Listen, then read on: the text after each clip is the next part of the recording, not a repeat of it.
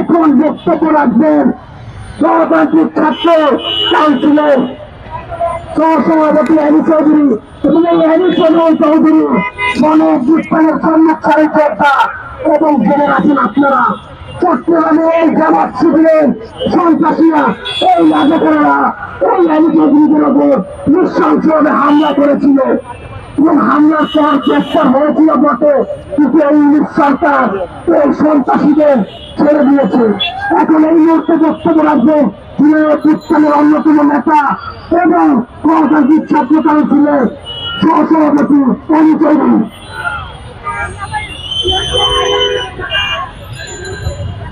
সংগ্রামী বন্ধুগণ, গণতান্ত্রিক ছাত্র জোট এবং গণতান্ত্রিক ছাত্র কাউন্সিলের পক্ষ থেকে আপনাদেরকে জানাই সংগ্রামী শুভেচ্ছা।